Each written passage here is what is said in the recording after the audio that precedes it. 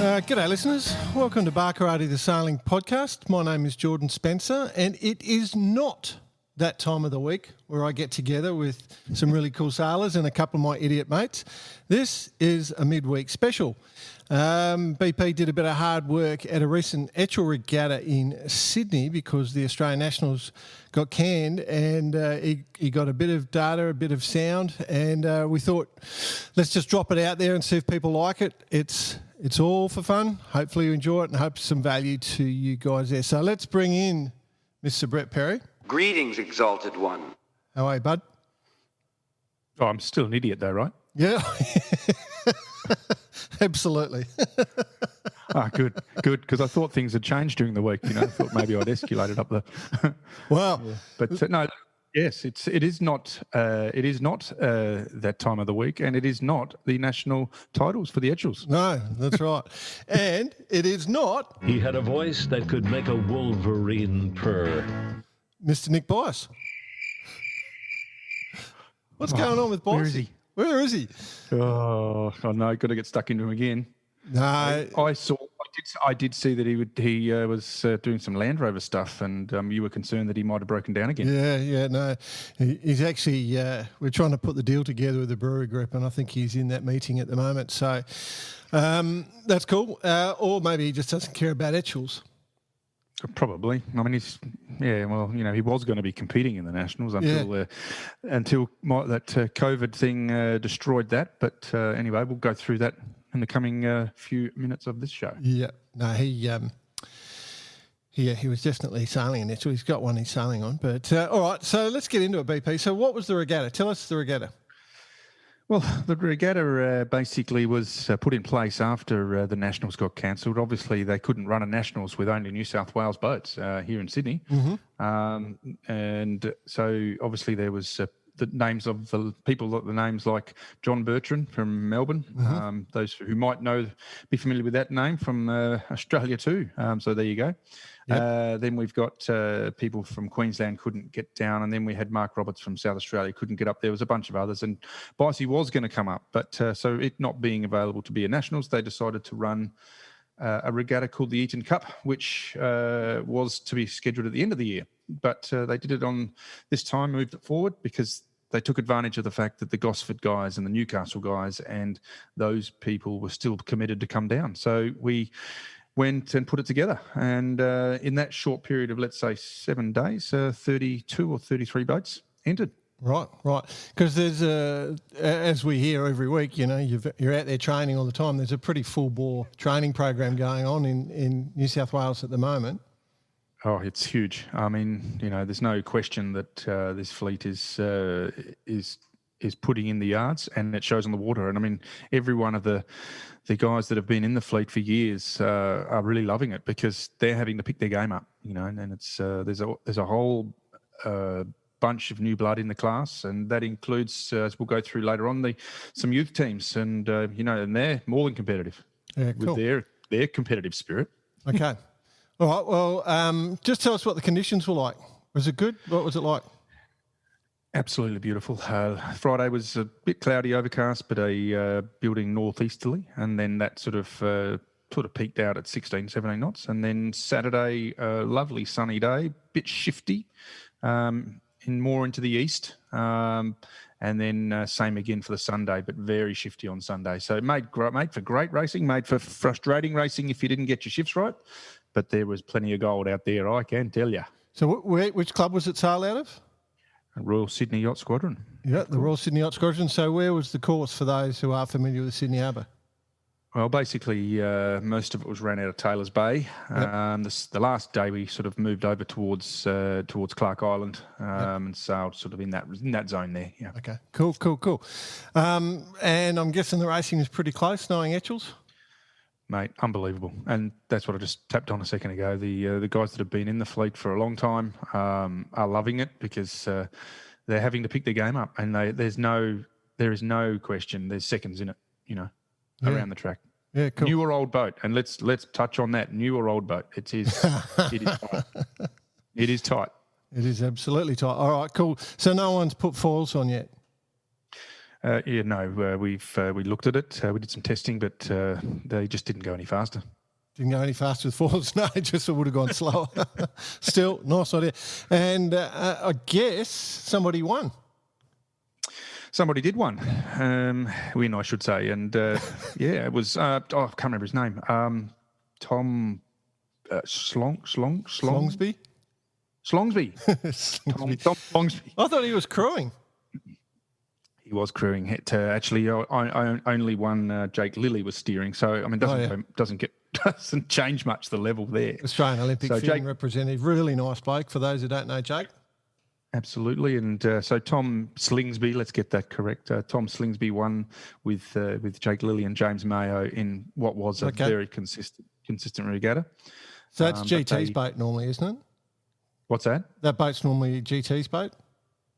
Yes, GT normally sails on that boat with them, but obviously he can't come up because of Victoria thing. But I think that James is enjoying sailing with the likes of Jake and Tom. Yeah, good on you. That's cool. Well, knowing you, BP, we got a bit of a chat from the winners. We did.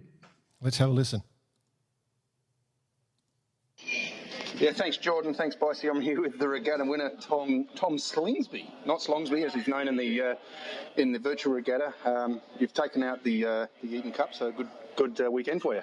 Yeah, it's a good weekend. Yeah, sailing with Jake Lilly for the first time, and back with James Mayo, and I think we won one race in 9. It was a battle of consistency with sort of southeast, easterly, light, patchy, up and down breeze for the weekend. But yeah, we got there. Massive turnout with 31 boats, and Australian Etchells are on fire. Yeah, class is in great form. Everyone's really excited to be sailing, and it's great to be back and doing a regatta again. And here he comes, Jake Lilly. Over you come, mate. How you going, big fella? How did you like that? Yeah, good fun. Always nice sailing with Tommy. So, was this your first event in Etchells, or in terms of steering the boats? I steered the Brisbane Worlds in 2018, but with my mates, a couple of young guys, and we actually managed to win the Youth Worlds at the time. But I haven't steered since then, so been a bit of a hiatus and pretty different on a stick. Yeah, good on you, mate. Well done in the regatta, and I guess it's now to have a couple of beers and chill out. Yeah, I just text GT telling him I hope Australian government approves his job seeker. So good on you. Well done, guys. Dear. All right, so that was our winning group. GT's boat, which was with Lilly and Slingsby, so 2 Olympians and James Mayo. Just great guys. Yeah, just great guys, and so modest and willing to help. One thing that was really important to note that Tom had a chat to the youth teams before that race, before the Sunday, and giving him some tips as well. So they're all there to help out. It's great. Cool. I guess a bit of work went into putting it together, and that would have fallen to Mike Tyquin.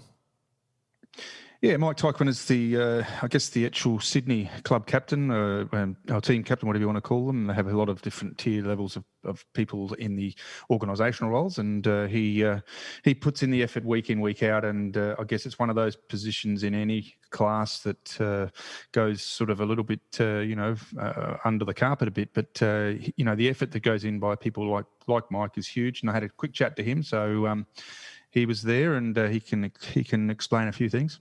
Cool. Let's have a listen.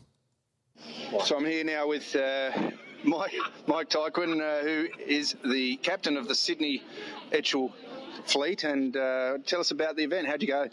Well, let's talk about the event first. So we were supposed to have the Nationals last week, and obviously COVID put paid to that just before Christmas. So we obviously everyone's pretty keen to do some sailing. So we're pretty lucky. The fleet's been really active in the Sydney Etchells sort of setup. Like this year, we've had a lot of boats racing. So we decided at pretty short notice with support of the club to stand up a regatta. So we've had a regatta for the last 3 days. We've kept it pretty simple. We've kept the entry fee down, and we just wanted to go sailing. So we've had over 30 boats for the last 3 days. We've had interesting conditions, great cracking nor'easter on Friday, pretty variable easterly yesterday, and a pretty weird kind of southeasterly/easterly today. But I think it's been really good. Lots of good feedback. I think people have just enjoyed the chance to go sailing, to be honest. So, that's kind of our regatta, not so much. But look, we're not having as bad a day as the Americans are in Auckland at the moment. So I'd put all that in context, mate. Well, we've all just rocked up into the Royal Sydney Yacht Squadron here, and we've seen the footage. My God, I hope they get their boat up. Looks like they've saved it, so that's a good thing. But with this event, there is an event inside an event. And I'm not.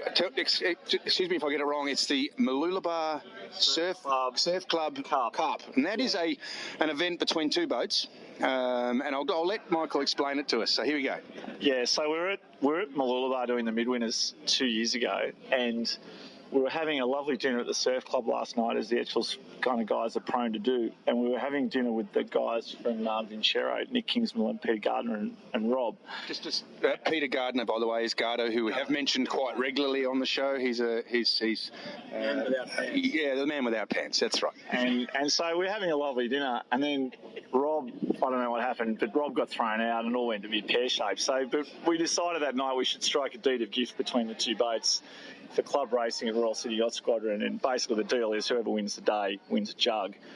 But there's been a lot of controversy, and we've had to redraft the deed of gift this week. And we had to get a fair bit of mediation going on as well. It was pretty aggressive, I've got to tell you. This regatta, which we probably call in Australia the Clayton's Nationals, has been highly contested, but I tell you what, this cup between these two boats has been super aggressive. Mike's been accused of Donald Trump. I did get accused of being the Donald Trump of the Etchells class over the deed of gift for the Mooloolaba Yacht Club Cup. But in short, look, they're our sailors this weekend, but it wasn't very cool when they ran up our transom on Friday afternoon.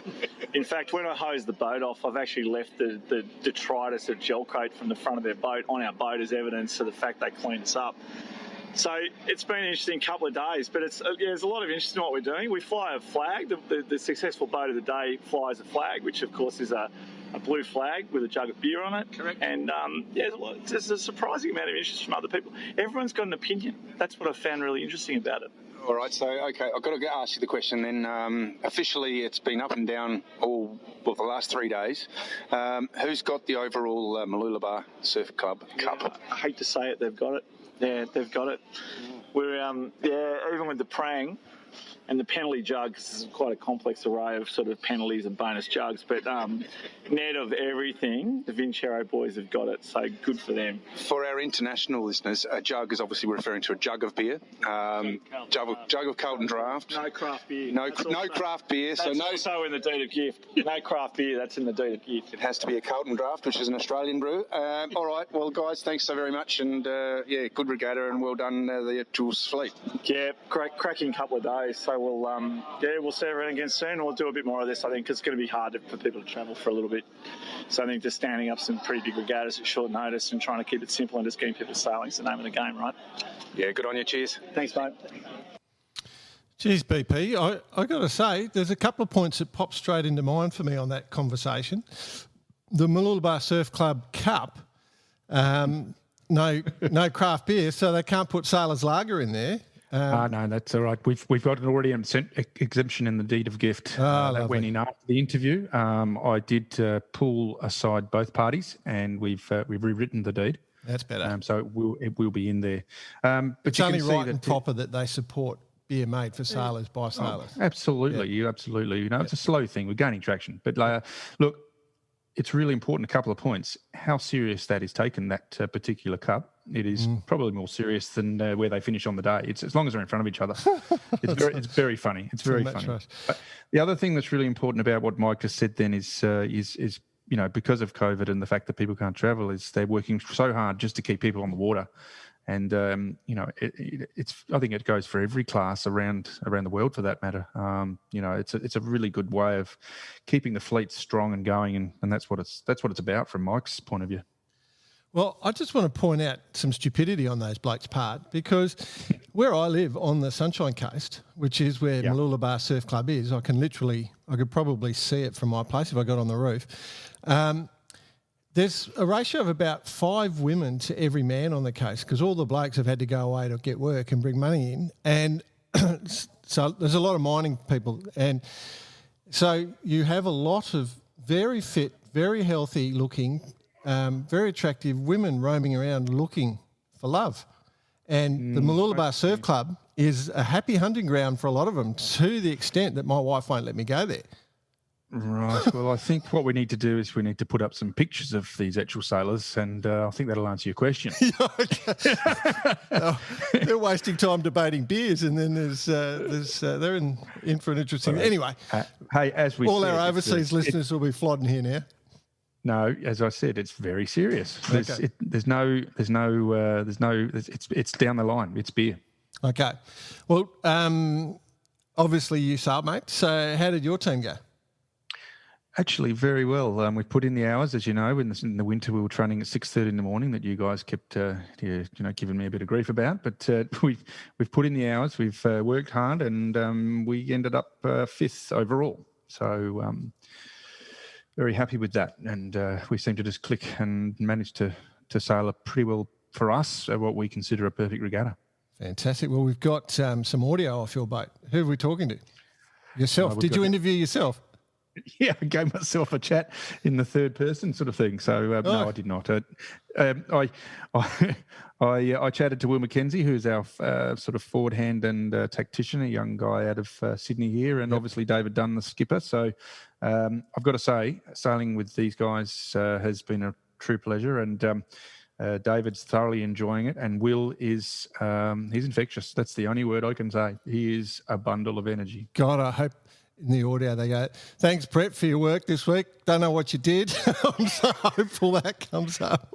Well, I did laugh when I was thinking about that. I was going to think about what Dave was going to say, but no, it's they're great to sail with. All right, let's have a listen. Sorry about the background noise, but we're in the bar at the Royal Sydney Yacht Squadron, and I guess it's fitting for me to talk to my team, the Great White Hunter team. Will McKenzie, the tactician, had an absolute cracker. Here he is. Will. Yeah, g'day, mate. Obviously, the chewing gum was a big factor today. It really helped with my concentration. It got me seriously wicked up, which BP didn't enjoy, but it managed to help us get us through some tough situations. Yeah, it was a pretty amazing sail today, and really good fleet. And look, we had a great day ourselves, but what a turnout, 31 boats, and Etchell's fleet is going nuts. Yeah, it's super challenging. You make one mistake and you get absolutely flogged. So we made a couple of mistakes and just got absolutely penciled off a few starts that managed to chip away and use our speed and a couple of good shifts to really get back into it and make the most of the day and come out with some top 10 results. Yeah, good one, mate. Lovely sailing with you, and here's to a cracking year in front of us. Yeah, fuck yeah. Beautiful. Okay. From our tactician, Will McKenzie, to our skipper, here he is, the one, David Dunn. G'day, BP. Well, G'day, I've been with you all day. Well, mate, you sailed very well, and Will too. It's a tough gig out there when you've got, Beachels and Slingsbury's and all the rest of it, but it's great racing and great fun, and really tight. Yeah, we've touched on it a fair bit. An awesome fleet of 31 boats, and it is tight. And as Will just said, then in his Will way, one mistake and you're spat out the back. And I guess one of the strengths of that we've seemed to have found is we never give up and we chip away. Well, BP, with the fleet, 31 Etchells out there, and consistency, 9 races, you just can't afford to take a bad one. And so it's all about consistency, getting out of the blocks well, consolidating your start and taking the shifts and working your way up. You want to be in that top 6 going around the top mark and work from there. So, we managed to do that pretty well this series. And I think that for us as a team was the most gratifying thing, that we really found some consistency out there. Yeah, good on you, mate. Well, well sailed, and let's onwards and upwards for everyone. Cheers. Thanks, BP. Well, thanks, Brett. It was great having you on board. Not sure what you did, but... Oh, I love it. I tell you. Good work, BP. Well done for you guys. They've got a pretty good youth program support system going on with that fleet. So just want to give us a quick tip on what's going on there. Yeah, look, Dunny, or David Dunn, who's my skipper, he's one of the donating parties. He's actually got another Etchell that he's given to one of the teams, and it's based on youth of various clubs getting the opportunity to sail an Etchell. Now, as you're probably aware, to buy even a half competitive Etchell and put the sales on, you're talking a fair outlay. And so, for these kids to get given the opportunity to sail relatively decent boats and with nice new sails, I mean, it gives them this opportunity. And I think there's 4 or 5 teams that are registered now. We've got the names of Tom Grimes, we've got Maddie Stenter, who we'll hear from in a second, Jed Cruikshank, a young guy from the squadron who is absolutely super talented. And these kids are coming through and, giving it a good hard crack and keeping everyone in the fleet honest. There's no question. Good to hear. Good to hear. Well done to the Etchell fleet. Let's have a listen to Matty. Righto, moving through the fleet, Matty Stenter, helmsman of 1401, the old Great White Hunter, who seems to be sailing relatively well. Yeah, we're just trying our hardest. We're one of 3 of the youth teams here at the Royal Sydney Yacht Squadron. We're all very grateful to be here, racing against the best Etchell sailors in the world with some of the newest boats and the best technology. The racing out there was fantastic. We learned something. We made some serious mistakes, but we all had fun, so it was great. But it's great. The squadron's put the regatta on for us this week. They've also given us spots in the hard stand, and we're all just absolutely frothing. Tell us a little bit about the youth side of things, because there must be 4 or 5 teams that have been given a boat for the season, and it gives them the opportunity to get out and compete. Tell us a bit about that. So there's 4 youth teams. There's myself, Nick Howe, and Jed Cruikshank. Yep. We've been given a boat for the year. We've been very, very lucky to get a really good boat with really good sails and all the gear. So like the brand new ones, like Richie Allison's boats, all the systems are the same, and it's just, we're so fortunate and we're just so lucky to be able to do this. They make it so easy, and got all the tools, just got to know how to use them now. Well, all the tools, you have not a bad crew either, sitting here looking at your crew and sailing against you all for the last 3, 4, 5 months, and everyone's improving. It's non-stop. The level is increasing, and I guess it's for you guys to be able to be out there on a boat and be getting amongst it. It's fantastic.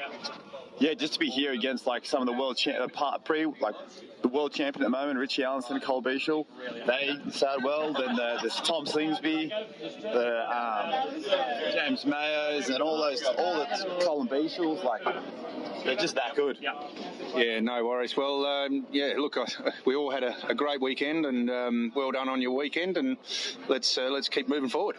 Perfect. Thank you, BP. Awesome. I guess go on. You're going to say something? I was going to say again. These kids are, they're coming through. They are super talented. And Matty actually had a win, and so he's no slouch.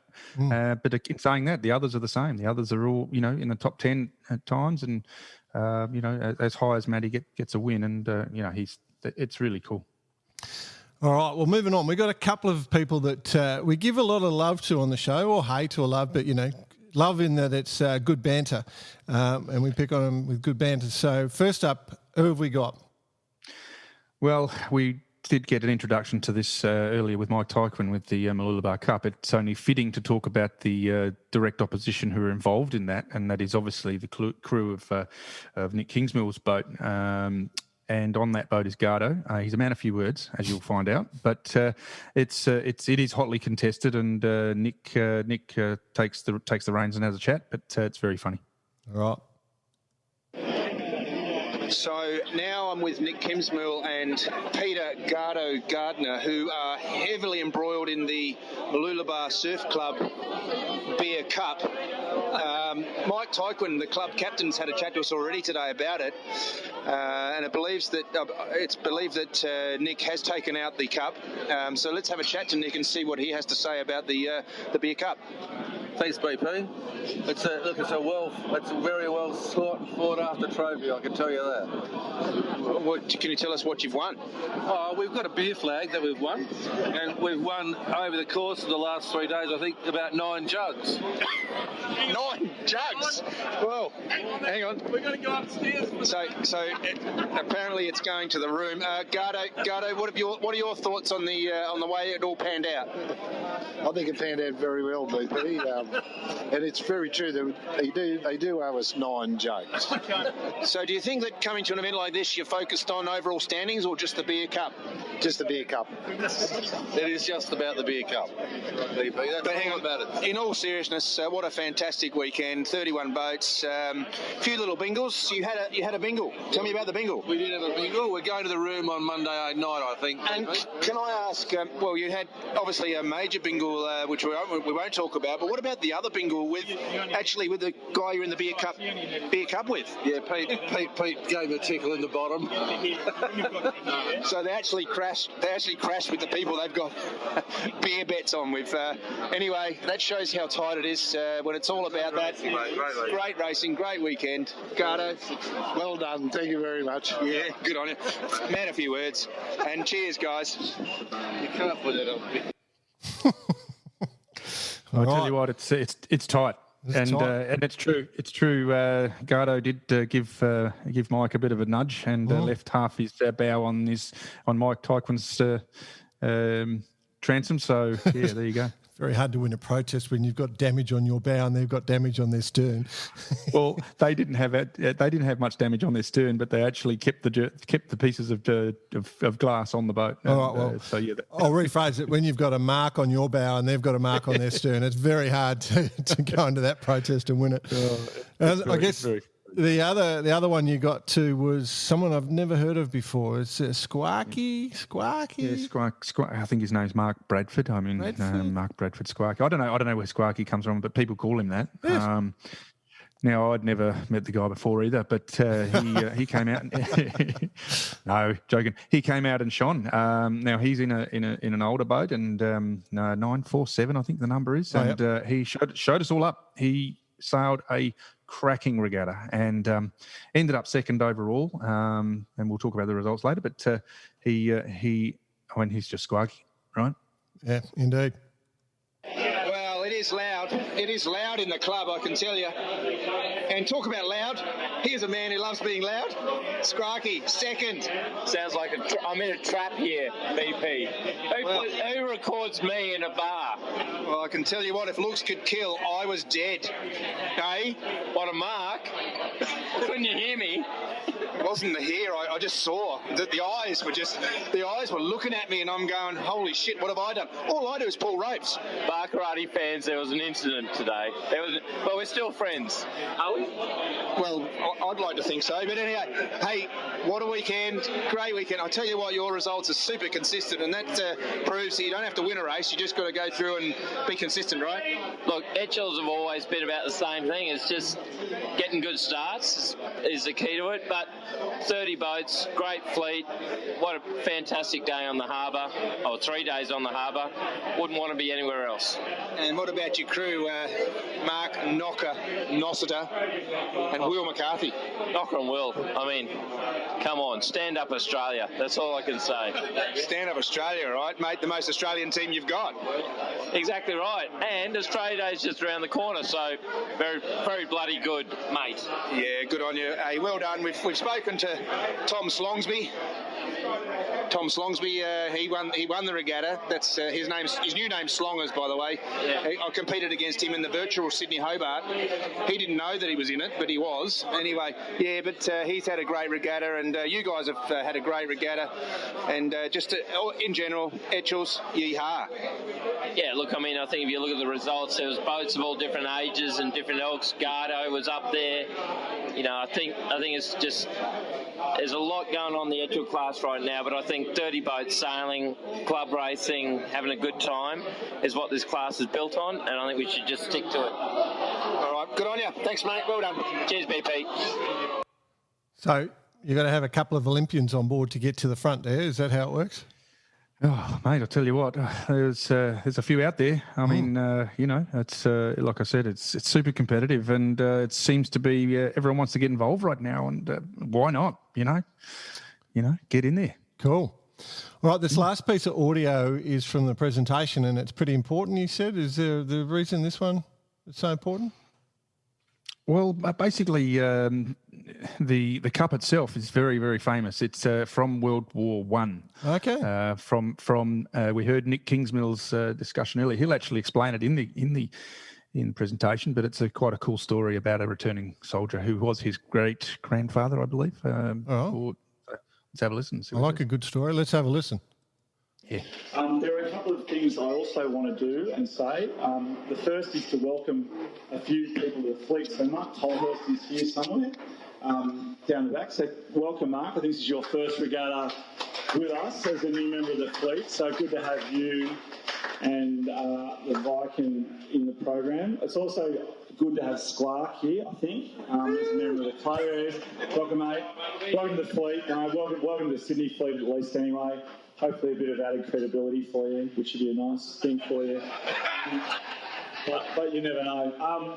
And just the trophy. So we should just talk about the Eaton Cup. So we thought, well, if we're going to have a regatta, we need to have a little bit of significance to it.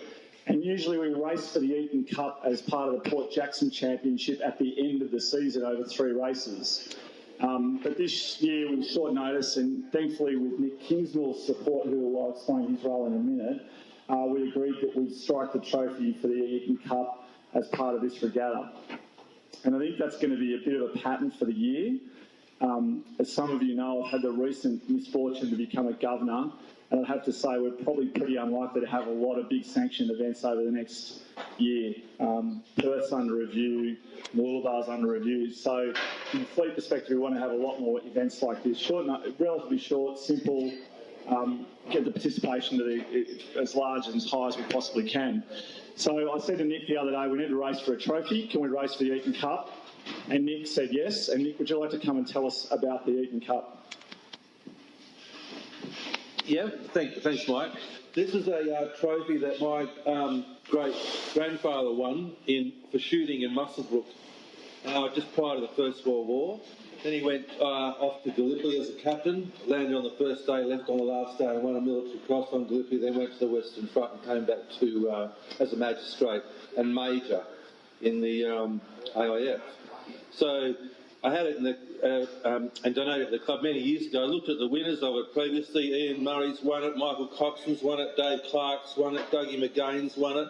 So it's actually Peter Merrington's won it. So it's great that that Mike suggested using it for this regatta, and he'd be obviously tickled pink to see it being in the club and fought for as it was over the last 3 days. So thanks. And if we don't get this ferry problem sorted out, the shooting part in our sport might come back in, so that'd be good. The other thing I'd like to do is introduce you, or not introduce you. She needs no introduction to Joyce Warren, who's a life member of our club at Royal Sydney Yacht Squadron. So it's great that Joyce is around this afternoon, as she is every Sunday afternoon, organising the Sunday afternoon racing off the veranda. So welcome, Joyce. Good to have you here with us, Etchells Sailors, this afternoon. We're going to keep the prize giving really informal. The first thing we want to do is recognise the first development team. We had 5 development teams race with us this weekend, which is fantastic. So I think, as you all know, with a massive amount of effort from a bunch of us, particularly James Mayo, we've got 4 boats, very generous donor position from a number of people. We've got 3 teams actively racing. We were joined by 2 others. They're outside our direct program here in the Sydney fleet, but five teams, and it's great to have a bit of youth and vigour and energy in the fleet. So congratulations to all those teams. But the first among equals, the first of the youth teams was Matt Stenter's team, who had some fantastic moments, and they had a win and a second. So Matt, if you'd like to come up. Hi everyone. How good was that to start with? Just want to say thank you to all the people that donated and got our youth program going. Like, it is just amazing that us young'uns can come in, sail like the best boats. There's nothing wrong with them. We've got no excuses. And yeah, like, thank you to James Mayo, Richie Allenson, like everyone who's put time and effort into all this. Like, fantastic. Thank you guys so much. So thank you. Good on you, Matt. Well done. And well done to all the teams. So, and then to the place getters. So 3, 2 and 1. So in third place was Billy and Mothy and Ian, who I don't think are here. So they forfeit their prize, so that's fine. In second place was the aforementioned Mark Bradford and Knocker and Will. I'm sure a lot of people know here that I haven't been near the podium for some years. We'll call it 10 or 15. And I'd just like to congratulate the guys that have won, Jimmy and the boys. Well done. I'd like to thank my guys, but more importantly, I'd just like to, I think this is the right forum to just acknowledge it's time to stop the commentary on the boats and just get into racing. I think that Richie Allison's energy has been fantastic for this fleet and is a testament to you guys, and well done.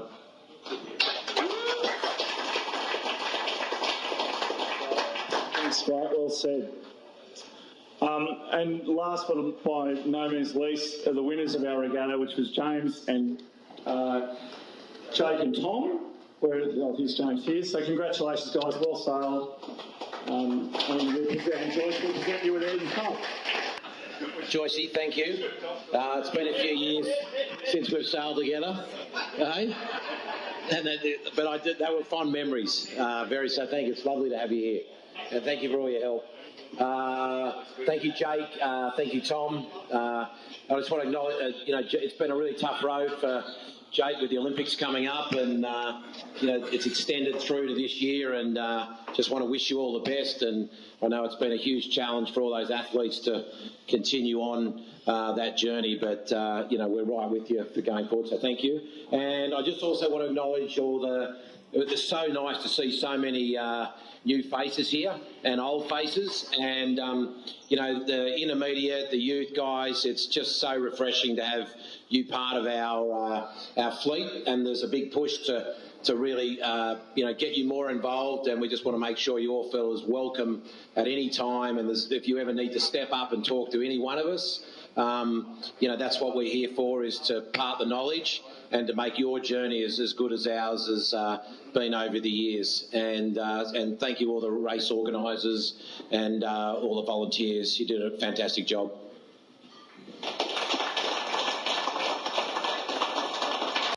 So there's a point that we have to bring in here. We've been 100% aware of all the controversy that's going on in the Etchell class, but one of the things that we've set out to do is no negativity as part of our podcast. So we go the no negativity thing. So we've known everything that's going on, and we purposely left it alone so they could resolve it. It's been mentioned a few times there.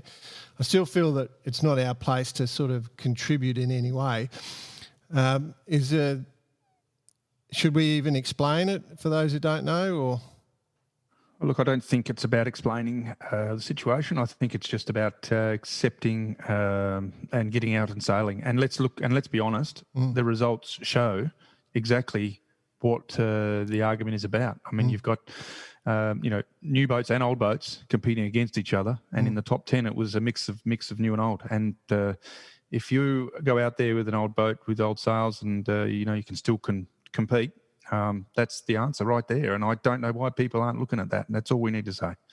Okay. So we've purposely left it alone. We've had emails from all sorts of people about this, assuming we don't know about it. We know everything about it. We know every single detail of it, but we've left it alone because it's not our place. So as you just said, BP, it's about going sailing. So all the boats measure, so everything's cool. We'll just leave it at that. But regardless, if you are an Etchell sailor somewhere in the world, Sydney Fleet's been doing lots and lots of training. They put on this regatta. Sounds like they had some pretty good sailing. So the standard of sailors coming out of that fleet's going to be astronomical. I know I was chatting to Fritz the other day, our great mate. South Australia's version of Gardo. Robbie Jewson. So our great mate Robbie Jewson, who's probably one of the most talented sailors in the country, just never bothered to go pro. And he reckons that it'd be hard to compete against this fleet, just given the amount of training going on.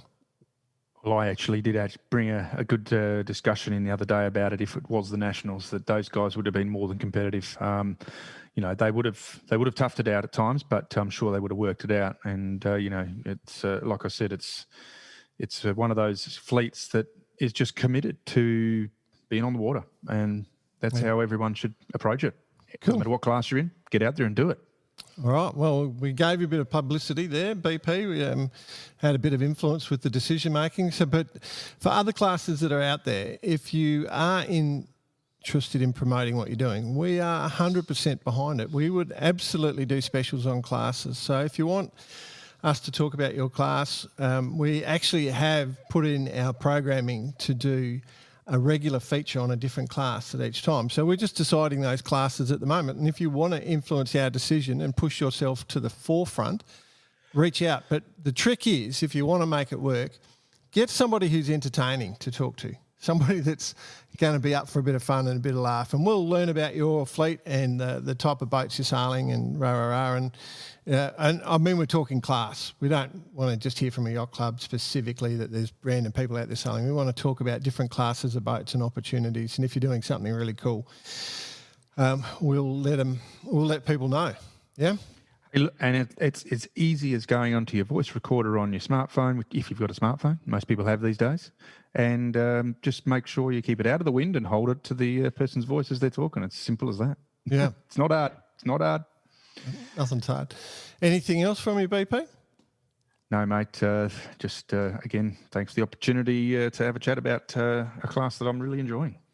I hope it was interesting. Yeah. So there's one thing I do want to try and just mention quite very, very quickly. There is a dude setting off, before we do our next episode and publish it, there is a dude in the US who is setting off to try and set the record for sailing from, where's he going, from Rhode Island or New York? Here we go. Start single-handed record attempt from New York to San Francisco. Now, I'd just hop in a car or a plane and do it, but he's got to sail right down the bottom, around the bottom of South America and come back up to the top. Oh. And he's doing it in a proa. And he sets off in about 36 hours. Wow. So if you want to find out about it before he goes, 2 oceans, 1 rock is the dude. If you're looking for something a bit weird and fun, that's the thing. So Ryan Finn is the guy's name. We'll talk about it on the weekly show, just for a bit of fun. But because he's starting in a few hours, I just thought if you want to send him some good luck messages, I guess reach out to that project, which is, as I said, 2 oceans, 1 rock, and Ryan Finn. All right. Well, it'd been interesting. We'll keep an eye on that for sure. I wouldn't do it in a pro, mate. There's no way. I'd be struggling to do it in anything. Yeah, I know. It's a tough course he's picked. I know. Oh God. Anyway, good luck to him. All right. Well, I think that's us, BP. Anything else that you need to bring up? No, mate. Just loving it, and hope everyone gets a kick out of it. And happy sailing. And sailing's the winner. I'm spewing. You and Bicey are doing sailing. I'm not doing anything. It's a barren wasteland for me at the moment. Well, you just said there was 5-to-1 ratio of females at Malula. I'm a happily married man. I don't look around. I'm very happy married. I'm there you go. Very lucky man, as you'll agree. And so doesn't mean you can't go out and do some disco bopping. No, I'm COVID safe. COVID safe. I'm pretty old too, and ugly. Yeah, hey. And women find me resistible. Resistible. Very good. Right. Thanks a lot. See you, mate. See you later. Nothing in front but a picture black and night. All my stars are around tonight.